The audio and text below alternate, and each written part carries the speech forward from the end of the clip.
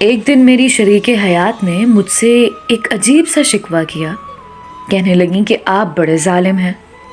ہماری شادی کو آج 8-9 سال گزر گئے، لیکن آپ نے مجھے کبھی میکے میں رات نہیں گزارنے دی.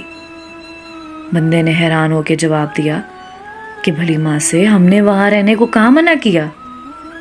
جائیں اور جتنا دل چاہے وہاں رہیں.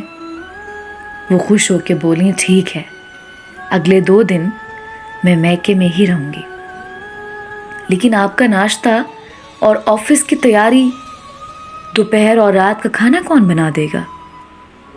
بندے نے جواب دیا کہ آپ کو پتہ ہے میں ہر طرح کا کھانا بنانے میں ماہر ہوں. کپڑے خود بھی دھو لیتا ہوں اور پریس بھی کر لیتا ہوں. اگر کچھ زیادہ مسئلہ ہوا تو بھائیوں کے گھر ساتھ ہی تو ہیں، میں وہاں سے مینج کر لوں گا. آپ ریلیکس رہیں اور سکون سے میکے جائیں. بیوی نے کہا چلیں ٹھیک ہے. کچھ ضروری ہدایات کے بعد وہ میکے چلے گئیں. یاد رہے میرا سسرال کے گھر کا فاصلہ آدھے کلومیٹر سے بھی کم ہے. رات گزر گئی اور صبح کی نماز پڑھنے کے بعد میرا واک کرنا میری زندگی کے معمول میں شامل ہے. واک کرنے کے بعد ناشتہ بنانے کا سوچ ہی رہا تھا کہ اچانک دروازے پر دستک ہوئی. دروازہ کھولا تو بیگم صاحبہ تھیں.